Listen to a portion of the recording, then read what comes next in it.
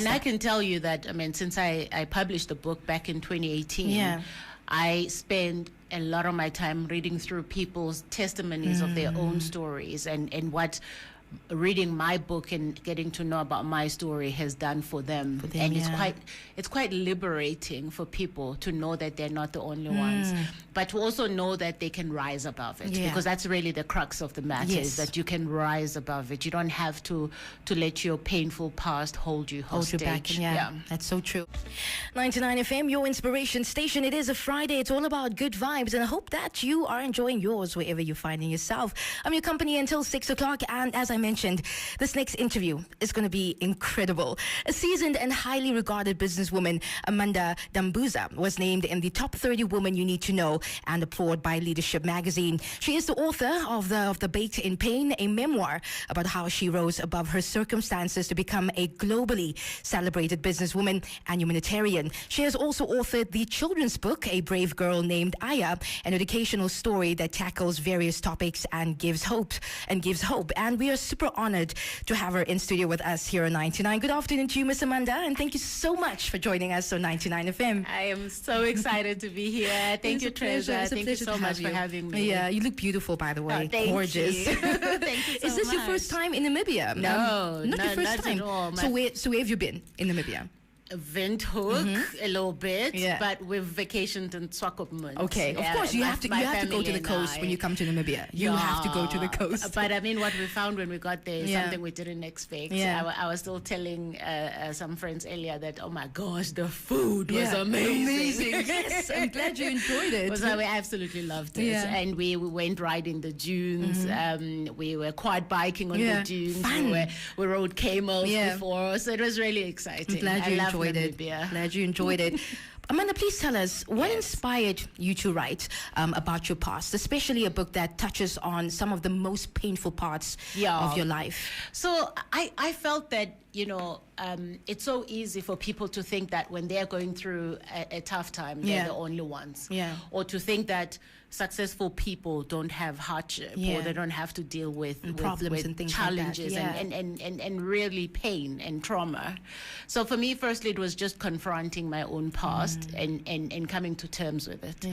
And that entire writing process was really such a great outlet and great relief. But I wanted to offer hope to children who may have gone through something similar to mine, who were continuously going through it, because we can't turn a blind eye and say everything is hunky-dory, because it's not, it's not, There are many children going through exactly what I went through as a child as we speak. There are many adults dealing with what I went through as a child. So it was just so important for people to connect with my story.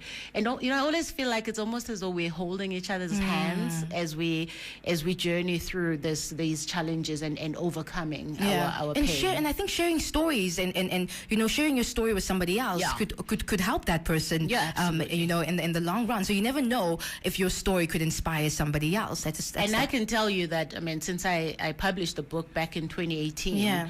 I spend a lot of my time reading through people's testimonies of their own stories and what reading my book and getting to know about my story has done for them. And it's quite liberating for people to know that they're not the only ones, but to also know that they can rise above it, because that's really the crux of the matter, is that you can rise above it. You don't have to let your painful past hold you hostage. Hold you back. That's so true. What has been the impact of Baked in Pain, on your life and your relationships, especially with how open you were in the book? I was very open. but I guess it was pointless of me to write a book if I was then going to hold back. I mean, what's the point? Yeah, exactly. So I owed my readers absolute honesty, brutal honesty. But I mean, you don't write a book like mine when you're still thinking you want to be liked by your family members. So So I think I had thrown that part away. and I must say, I mean, it has caused more tension between my mother and I, particularly. But it's a strange tension, you know, the unspoken tension. And then one day there's like an explosion, and then there's this unspoken tension, and then explosion. So like there's a lot of passive aggressiveness around it. But I always say to her, it's my story. You know, you chose to write your part in it, and I cannot unfortunately tell my story without leaving things out. You know, so I do think, though, you know, a lot of people could say, oh my gosh, weren't you worried you're going to lose your family? The truth is, I can't lose something I never had to begin with. So for me, it was not, I'm going to lose them. I never had them anyway. So it's not like, you know, it suddenly our relationship changed from being glorious to hard because I wrote a book. No, it was just always a challenging relationship. And I owed it to myself and to those people who look up to me in some shape or form. I owed it to tell my story. And honestly, at the end of the day, if you find something, you know, find a sliver of hope in my story, then my job is done. Then it's worth all the tension in the world. And then all of it is worth it. It's all worth it. You also authored a children's book, which is basically a children's version of Baked in Pain. What do you think is the importance of telling young African children these type of stories? Well, you know, for a very long time, we come from families that don't want to discuss the topics of abuse in our homes, sexual abuse. It's all this big family secret. Nobody must know about it. But the truth is that at the core of all these events are children. Who are experiencing this. Either they are getting abused or they get to experience their mothers getting abused, and they're on the receiving end of the trauma. And for a long time, I really think that children are the unsung heroes of these stories. And they grow up to become adults, you know, with issues. but I wanted to just, I always thought, you know, what are some of the things that I would have loved to be told as a child? If I was going through a tough time, or if somebody touched me awkwardly, somebody could have at least told me that, you know, and told me that it shouldn't happen like that. And if an adult says keep a secret, you mustn't keep a secret, because a child has no business keeping secrets. You will grow older, you'll get to choose what secrets you keep. But because there's between a parent and a child, or a caregiver and a child, there's but the power is not balanced. The power is with the adult. So what I'm trying to do with what I've tried to do, and it's successfully so, with a brave girl named Daya, is I'm offering a resource. I'm offering something for caregivers to start to tackle a really difficult topic. And if you are the one if maybe you are getting beaten up, or you're getting abused in front of your children, in front of your nephews and nieces, it's an opportunity to start to say, because it's happening to me doesn't mean it's right. And to empower them with, if these things happen to you, this is how you should go about it. And at the core of the book is really about the fact that if children are going through something that is uncomfortable, they have someone to talk to. Yes. Be it a teacher, a church leader, an aunt, you name it, somebody is always there to listen, which is something that I didn't have.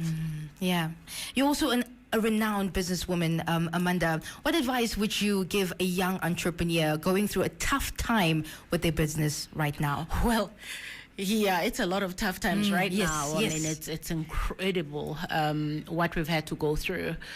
But, you know, with every tough time, I would say seasons do change. They really do change. And it is probably one of the most guaranteed things, well, the only guaranteed thing I know for a fact, is that seasons will change.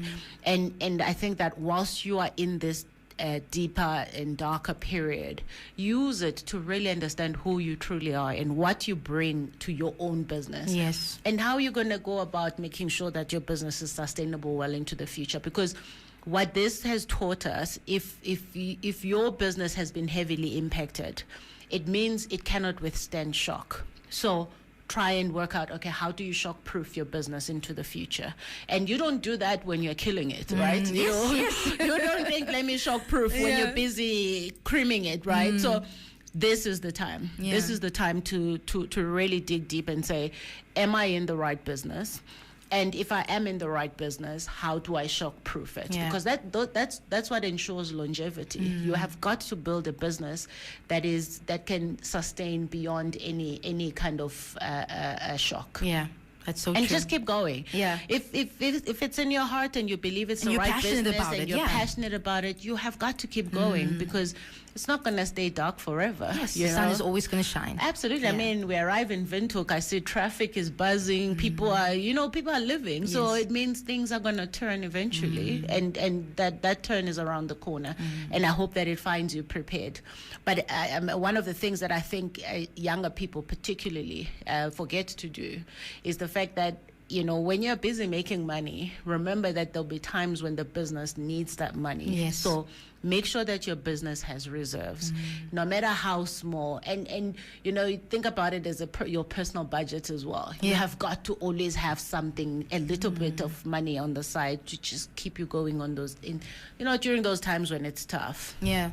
What about, finding some sort of mentorship? Because that is actually my last and final question. Yeah. With young people, young entrepreneurs, also, seeking the advice of mentors to help them, and guide them through their businesses. Would you recommend that as well? Oh, absolutely. Yeah. Because I do a lot of that. Unfortunately, I can't do it for everyone because it's a lot already. Yes. If I told you how many people I mentor, it's crazy. But that's why I started platforms on YouTube, Vastly Sage, a platform through which I do mentorship as well, because then I can talk to people at scale. But it is so important to have someone that has walked the path that you are walking on, because I really don't believe that you have to keep making the same mistakes that other people have already made. You can learn from that and see how you then apply those lessons to your own circumstances and bring yourself to your own path. Yeah. So it's really important to talk to somebody who knows what they're doing, who has walked that path. And it will cost you less, when you talk to somebody, because then you don't have to pay these high school fees that some of us had to pay. So I hope that they definitely find somebody whom they can. It doesn't have to be a regular thing, but on those days or those times when they are stuck. And they're like, actually, I've tried everything. I'm completely stuck. I don't know what to do. Yeah. I hope that they have someone that they can bounce their ideas off. Yes. But it is their responsibility to make sure that they get what they want out of those relationships and be clear about what their agenda is. And don't waste time. Yes. Just get to it. Mentors don't have time to waste. Also, it's a privilege to have their time. So. Amanda, many people look up to you, as a mentor. But who are the people that you look to for inspiration and mentorship? I really think that my cases, my scenarios or my life is slightly different, in the sense that when I say slightly different, my life experiences are slightly different. I think my past and my traumatic past forced me to dig deep at an early age. I have this really, really amazing inward strength and drive and determination, and if I don't know something, I'll go and find out. So I don't have one person that does that for me. I've got multiple resources, multiple people that I can talk to, but some of them I don't even have to talk to them. I just listen to them. I listen to, okay, that's what they did. But one of the things I always say is, you can listen to what I say. I can share my experiences. I can tell you in business, this is what you do, this is what you don't do. Ultimately, you still have to walk the path yourself. on your own. Right, because that's what wisdom comes with living the experiences.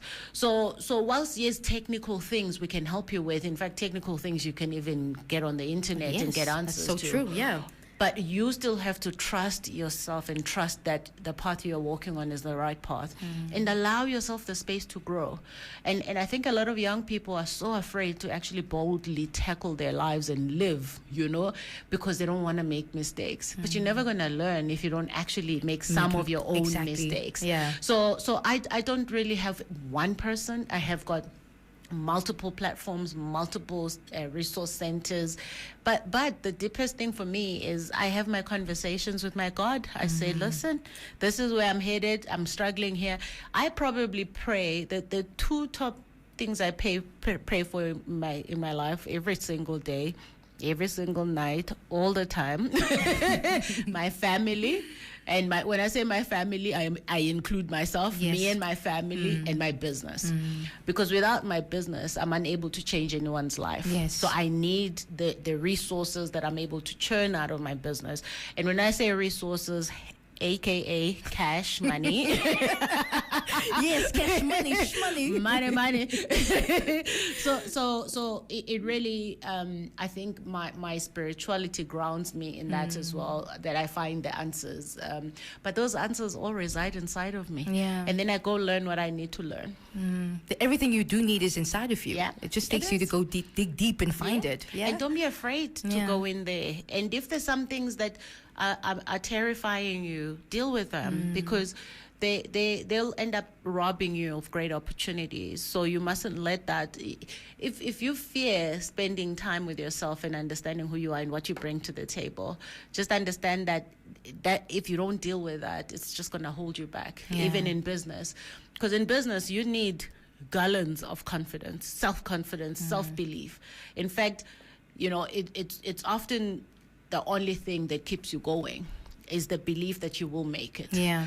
But if you still have issues inside of you that you haven't dealt with, they're gonna constantly come in between. They're gonna constantly rob you of those opportunities. That is so true. So yeah. So whilst people are hustling, young people are hustling and trying to make a living and trying to build wealth for themselves, they must not neglect the inner work. Inner work is also very important, yes. Because it's everything. It's everything. That's so true. Amanda, thank you so much once again for coming to chat to us. I wish this could have been longer because I have so many other questions I want to ask you. I'll come back. Please do. But thank you so much for coming once again, and enjoy your stay in the country. And please do go visit and do some sightseeing before you go back home. I can't wait. Awesome. I'm actually, this is my, I'm here to speak, but it's also to connect with people. Yes. And also a little bit of downtime just for myself. Because Rest quiet time is not something I have the privilege of. Thank you so much once again. It's a pleasure to have you. And enjoy your stay here in the country. I will do. Thank you so much. You're welcome. Thanks, it is Amanda Dambuza in the studio. Now remember, if you missed out on this amazing interview, you can always go and rewind on the app. And that was MYD Smart, brought to you by PwC. MYD Smart was proudly sponsored by PwC Namibia, building trust in the Namibian business community.